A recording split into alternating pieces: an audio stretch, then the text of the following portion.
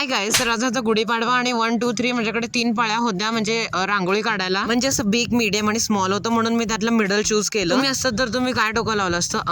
तर आम्हाला सलग 2 सुट्ट्या लागल्या होत्या, गुढीपाडव्याची आज रविवारी आणि उद्या सोमवारी ईदची सुट्टी. म्हणून आम्ही संध्याकाळी गुढी उतरून गेलो होतो स्वराजकडे खेळायसाठी. माझे पेपर अजून संपलेले नाहीये, ते अजून 5 एप्रिल पर्यंत चालू राहणार आहे. पण असं माझा अनफेवरेट सब्जेक्ट आणि सगळ्यात अवघड सब्जेक्ट जो की मला वाटतो हिस्ट्री तो होऊन गेला, त्यामुळे आता मी फ्री आहे. लोक मला म्हणतील मला सायन्स मॅथ्स असे अवघड जातात हे सब्जेक्ट, पण मला हिस्ट्री जास्त कंपॅरेटिव्हली अवघड वाटतं. फर्स्ट ऑफ ऑल तुम्हाला हे सांगायचं राहिलं की नववर्षाच्या हार्दिक शुभेच्छा. आणि त्याच शुभ मुहूर्तावरती आईने घेतलेला आहे पैंजण, की आहे MVMचं आणि खूप चांगली वेगळी डिझाईन घेतली यावेळेला तिने. पूर्ण घरात मी आणि आईच चूज आहे, पण आमचे चॉईसेस बेस्ट असतात. रुंजी आणि बाबांचं कसं आहे, चला हे मिळालं ना, चला हे घेऊन जाऊया, असंच म्हणजे जे मिळेल ते उचलून आणायचं. म्हणजे आमचं घर 3rd फ्लोअर वरती आणि यांचं घर 2nd फ्लोअर वरती, पण अंतर चढायला मला तेवढंच वाटतं. यांच्या पायऱ्या अशा लहान आहेत, म्हणजे असं जरा जास्त उंच पाय टाकावा लागतो. आमच्या तशा नाही आहेत. आमच्या छोट्या छोट्या त्या बरोबर चढल्या जातात, पण जास्त आहेत आणि यांचे कमी आहेत पण उंच आहेत, म्हणून टायमिंग इज सेम. आणि स्वराज कुठं तर त्याच्या बाबांबरोबर बाहेर गेला होता. मग आम्ही आल्यानंतर तो आला, पण त्याला सगळ्यात ते मी लपलेलं दिसलं नाही, त्याला ते कुरकुरे दिसले. त्याने ते घेतले, पटकन कुठं तर ठेवून आला आणि मग आम्हाला हुडकलं. माझा कॅमेरा दिसला म्हणून मी त्याला आधी दिसलो आणि रुंजी तिथं सोफ्याच्या मागे लपलेली आणि ती डोकवून बघत होती म्हणून त्याला ती दिसली. आणि त्याच्या फेवरेट कलरचा आम्ही त्याला साखरेचा हार आणलेला, ऑरेंज कलरचा. तिथं काकूंनी आमच्यासाठी भजी केली, पापड तळले आणि आम्ही सगळं खाऊन निघालो तिथं. आणि हा बघा कसा बाय म्हणतो. आणि मग जाता जाता मला दिसलं की इथं कुठला तर कार्यक्रम चालू, आणि मग मला वाटतं की हा मला तबल्याच्या सरांनी हे कार्यक्रम ऐकायला बोलवलं. आणि मग काय तो कार्यक्रम संपोस तर मला तिथं थांबावं लागलं.